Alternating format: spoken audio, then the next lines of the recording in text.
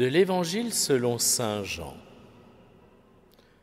Jésus arrive à une ville de Samarie appelée Sychar, près du terrain que Jacob avait donné à son fils Joseph. Là se trouvait le puits de Jacob. Jésus, fatigué par la route, s'était donc assis près de la source.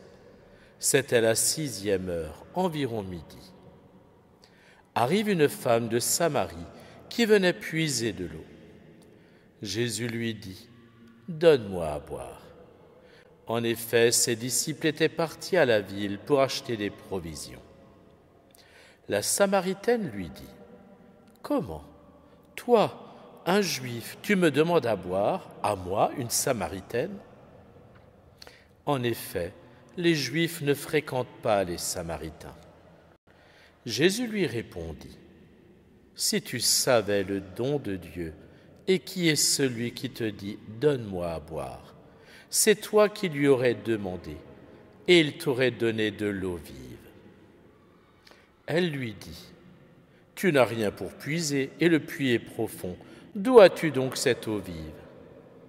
Serais-tu plus grand que notre père Jacob, qui nous a donné ce puits, et qui en a bu lui-même avec ses fils et ses bêtes ?» Jésus lui répondit : « Quiconque boit de cette eau aura de nouveau soif. Mais celui qui boira de l'eau que moi je lui donnerai n'aura plus jamais soif. Et l'eau que je lui donnerai deviendra en lui une source d'eau jaillissant pour la vie éternelle. »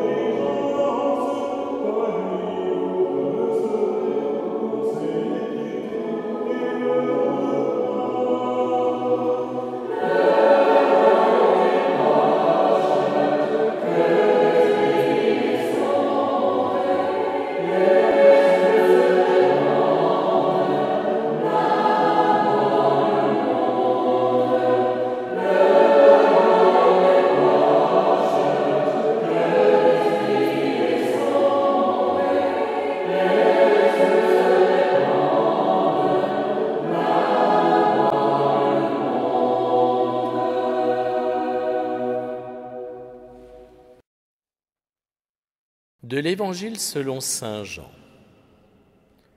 Jésus dit : Amen, amen, je te le dis. Nous parlons de ce que nous savons, nous témoignons de ce que nous avons vu, et vous ne recevez pas notre témoignage. Si vous ne croyez pas lorsque je vous parle des choses de la terre, comment croirez-vous quand je vous parlerai des choses du ciel ? Car nul n'est monté au ciel, sinon celui qui est descendu du ciel, le Fils de l'homme. De même que le serpent de bronze fut élevé par Moïse dans le désert, ainsi faut-il que le Fils de l'homme soit élevé, afin qu'en lui tout homme qui croit ait la vie éternelle. Car Dieu a tellement aimé le monde qu'il a donné son Fils unique, afin que quiconque croit en lui ne se perde pas, mais obtienne la vie éternelle. Car Dieu a envoyé son Fils dans le monde, non pas pour juger le monde, mais pour que par lui le monde soit sauvé.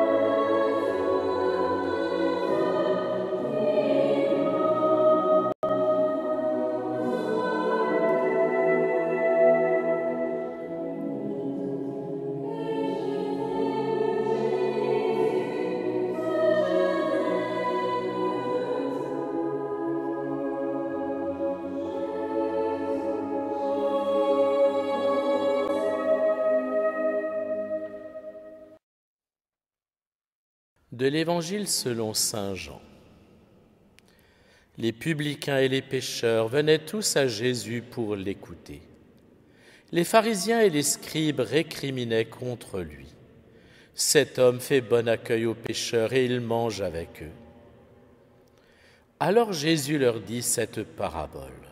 « Si l'un de vous a 100 brebis et qu'il en perd une, n'abandonne-t-il pas les 99 autres dans le désert pour aller chercher celle qui est perdue jusqu'à ce qu'il la retrouve ? Quand il l'a retrouvée, il la prend sur ses épaules tout joyeux. Et de retour chez lui, il rassemble ses amis et ses voisins pour leur dire « Réjouissez-vous avec moi, car j'ai retrouvé ma brebis, celle qui était perdue. » Je vous le dis, c'est ainsi qu'il y aura de la joie dans le ciel pour un seul pécheur qui se convertit, plus que pour 99 justes qui n'ont pas besoin de conversion.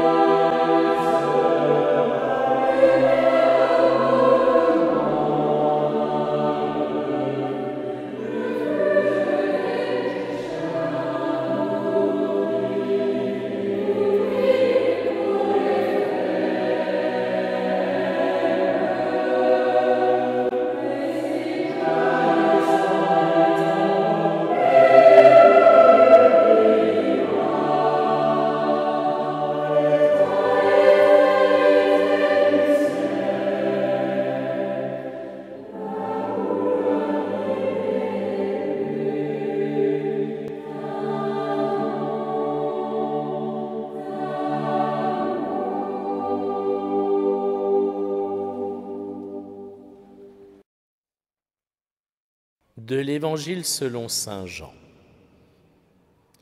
Jésus dit encore, « Un homme avait 2 fils. Le plus jeune dit à son père, « Père, donne-moi la part de fortune qui me revient. » Et le père leur partagea ses biens. Peu de jours après, le plus jeune rassembla tout ce qu'il avait et partit pour un pays lointain où il dilapida sa fortune en menant une vie de désordre. Il avait tout dépensé, quand une grande famine survint dans ce pays, et il commença à se trouver dans le besoin. Il alla s'engager auprès d'un habitant de ce pays, qu'il envoya dans ses champs garder les porcs. Il aurait bien voulu se remplir le ventre avec les gousses que mangeaient les porcs, mais personne ne lui donnait rien. Alors il rentra en lui-même et se dit, « Combien d'ouvriers de mon père ont du pain en abondance, et moi ici je meurs de faim. Je me lèverai, j'irai vers mon père et je lui dirai, « Père, j'ai péché contre le ciel et envers toi.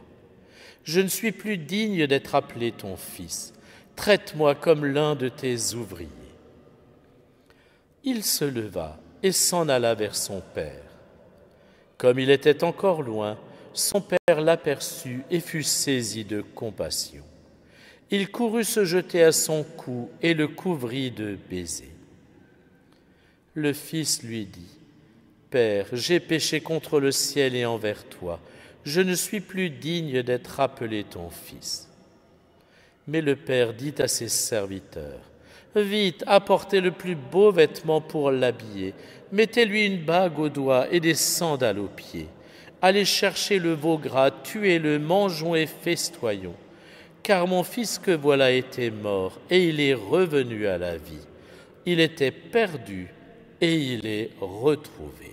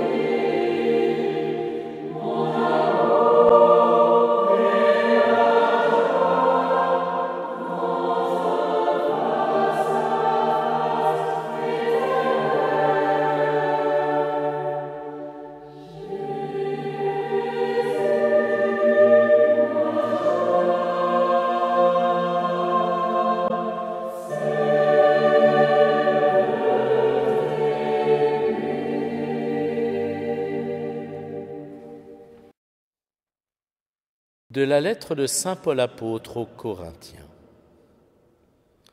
J'aurais beau parler toutes les langues des hommes et des anges, si je n'ai pas la charité, s'il me manque l'amour, je ne suis qu'un cuivre qui résonne, une cymbale retentissante. J'aurais beau être prophète, avoir toute la science des mystères et toute la connaissance de Dieu.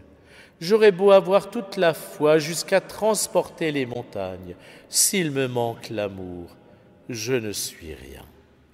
J'aurais beau distribuer toute ma fortune aux affamés, j'aurais beau me faire brûler vif, s'il me manque l'amour, cela ne me sert à rien. L'amour prend patience, l'amour rend service, l'amour ne jalouse pas, il ne se vante pas, ne se gonfle pas d'orgueil. Il ne fait rien d'inconvenant, il ne cherche pas son intérêt, il ne s'emporte pas, il n'entretient pas de rancune. Il ne se réjouit pas de ce qui est injuste, mais il trouve sa joie dans ce qui est vrai. Il supporte tout, il fait confiance en tout, il espère tout, il endure tout. L'amour ne passera jamais. Les prophéties seront dépassées, le don des langues cessera, la connaissance actuelle sera dépassée. En effet, notre connaissance est partielle, nos prophéties sont partielles.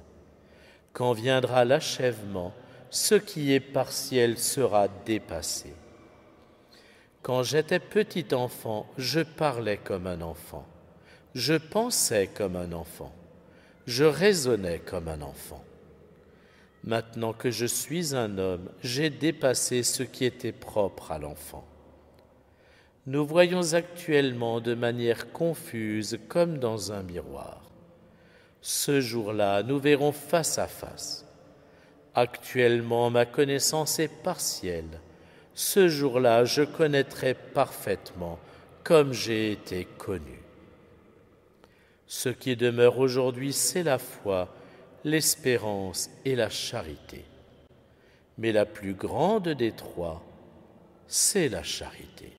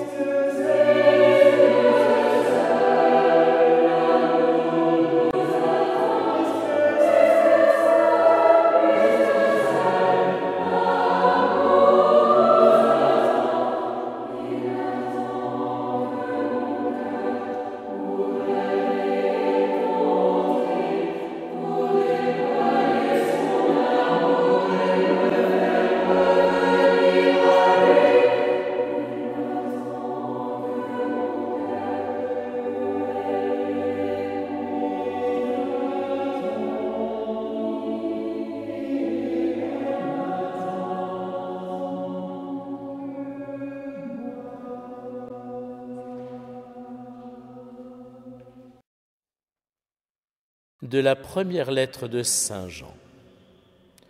Bien-aimés, aimons-nous les uns les autres, puisque l'amour vient de Dieu. Celui qui aime est né de Dieu et connaît Dieu. Celui qui n'aime pas n'a pas connu Dieu, car Dieu est amour. Voici comment l'amour de Dieu s'est manifesté parmi nous. Dieu a envoyé son Fils unique dans le monde pour que nous vivions par lui. Voici en quoi consiste l'amour. Ce n'est pas nous qui avons aimé Dieu, mais c'est lui qui nous a aimés. Et il a envoyé son Fils en sacrifice de pardon pour nos péchés. Bien-aimés, puisque Dieu nous a tellement aimés, nous devons nous aussi nous aimer les uns les autres.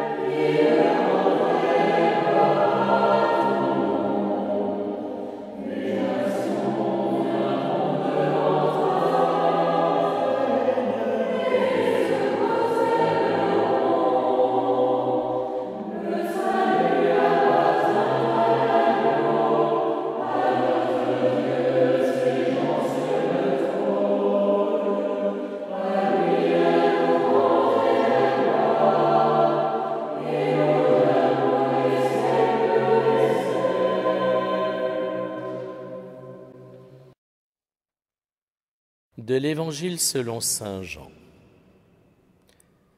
Avant la fête de la Pâque, sachant que l'heure était venue pour lui de passer de ce monde à son Père, Jésus, ayant aimé les siens qui étaient dans le monde, les aima jusqu'au bout. Au cours du repas, alors que le diable a déjà mis dans le cœur de Judas, fils de Simon l'Iscariote, l'intention de le livrer, Jésus, sachant que le Père a tout remis entre ses mains, qu'il est sorti de Dieu et qu'il s'en va vers Dieu, se lève de table, dépose son vêtement et prend un linge qu'il se noue à la ceinture. Puis il verse de l'eau dans un bassin. Alors il se mit à laver les pieds des disciples et à les essuyer avec le linge qu'il avait à la ceinture. Il arrive donc à Simon-Pierre qui lui dit : « C'est toi, Seigneur, qui me laves les pieds ?» Jésus lui répondit : « Ce que je veux faire, tu ne le sais pas maintenant. Plus tard, tu comprendras. » Pierre lui dit : « Tu ne me laveras pas les pieds, non, jamais. » Jésus lui répondit : « Si je ne te lave pas, tu n'auras pas de part avec moi. » Simon-Pierre lui dit : « Alors, Seigneur, pas seulement les pieds, mais aussi les mains et la tête. » Jésus lui dit : « Quand on vient de prendre un bain, on n'a pas besoin de se laver, sinon les pieds. On est pur tout entier. Vous-même, vous êtes purs, mais non pas tous. » Il savait bien qui allait le livrer, et c'est pourquoi il disait « Vous n'êtes pas tous purs. » Quand il leur eut lavé les pieds, il reprit son vêtement et se remit à table et leur dit « Comprenez-vous ce que je viens de faire pour vous ? Vous m'appelez Maître et Seigneur, et vous avez raison, car vraiment je le suis. Si donc moi, le Seigneur et le Maître, je vous ai lavé les pieds, vous aussi, vous devez vous laver les pieds les uns aux autres. C'est un exemple que je vous ai donné, afin que vous fassiez vous aussi comme j'ai fait pour vous. »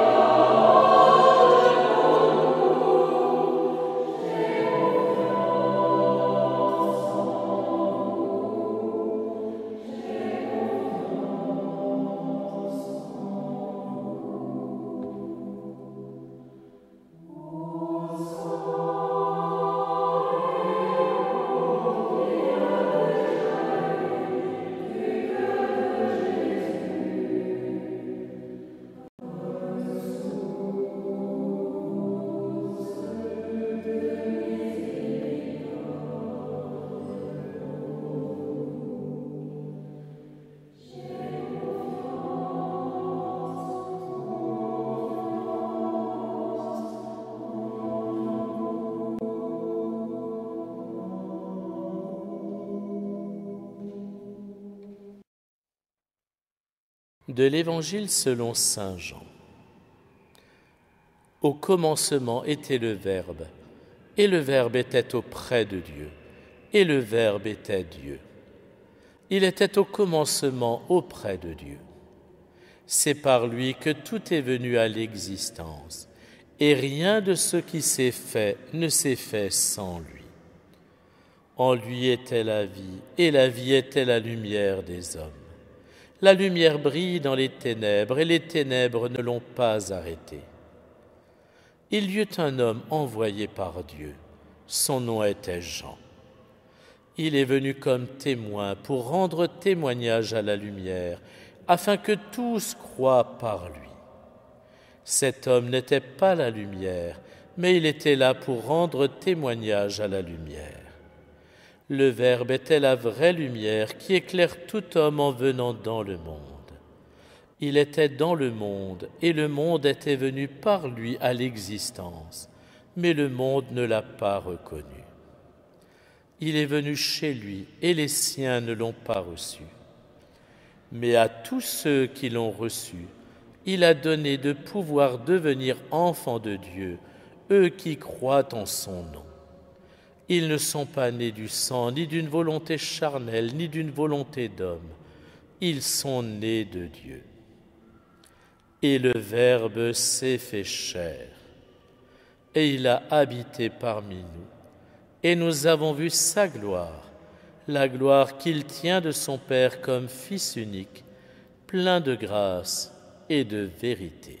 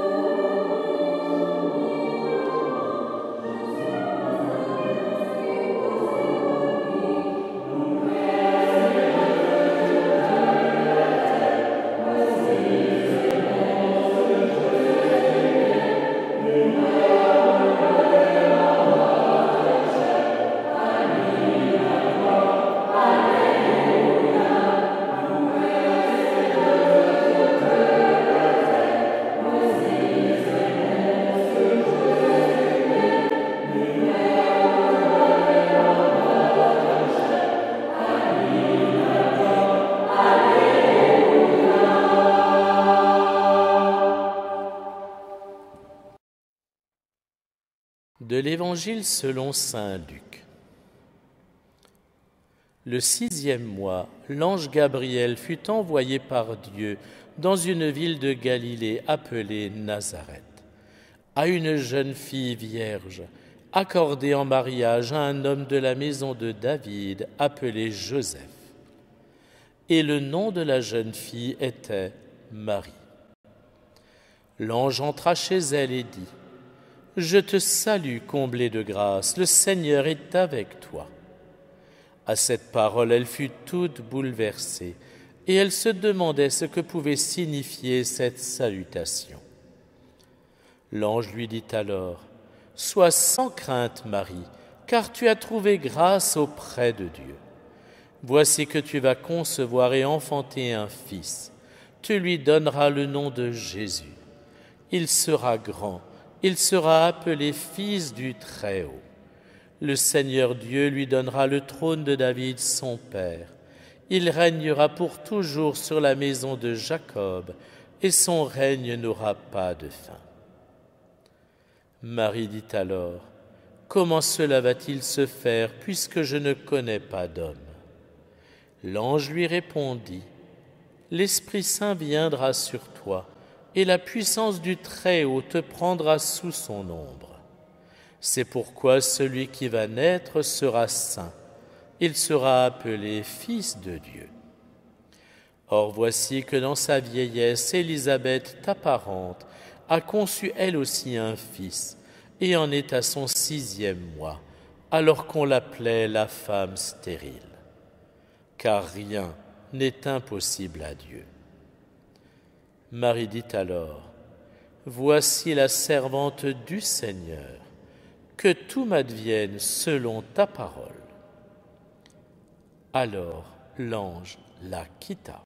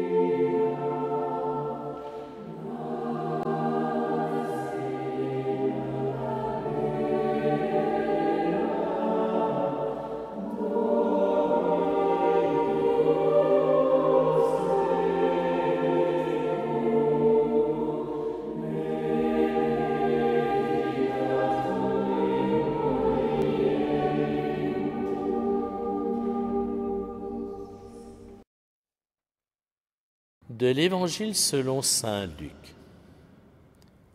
Marie dit alors : Mon âme exalte le Seigneur, exulte mon esprit en Dieu mon Sauveur.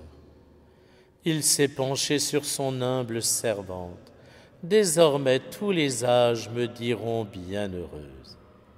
Le Puissant fit pour moi des merveilles, saint est son nom.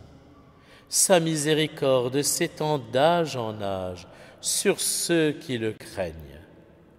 Déployant la force de son bras, il disperse les superbes. Il renverse les puissants de leur trône, il élève les humbles. Il comble de bien les affamés, renvoie les riches les mains vides. Il relève Israël son serviteur, il se souvient de son amour, de la promesse faite à nos pères en faveur d'Abraham et de sa race à jamais.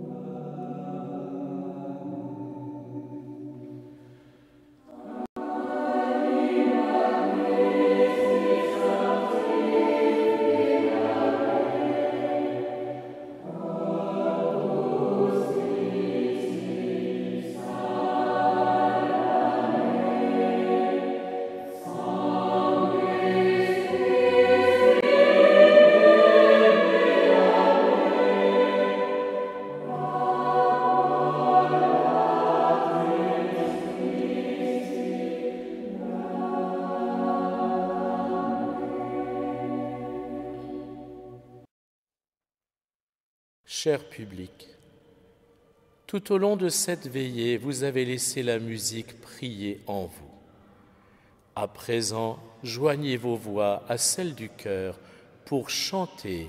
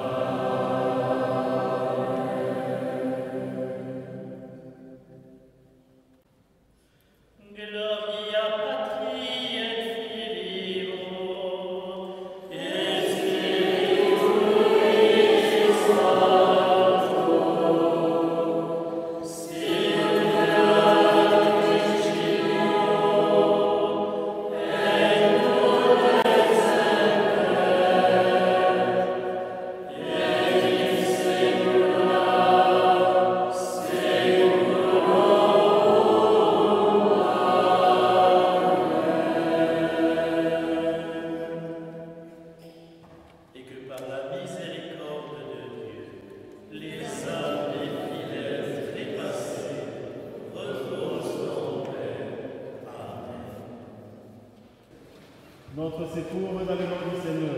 Qui a fait les cieux et la terre. Le Seigneur soit avec vous. Et avec votre esprit. Que Dieu Tout-Puissant dans son amour vous bénisse, le Père, et le Fils, et le Saint-Esprit. Allez et demeurez dans la paix du Christ. Nous rendons grâce à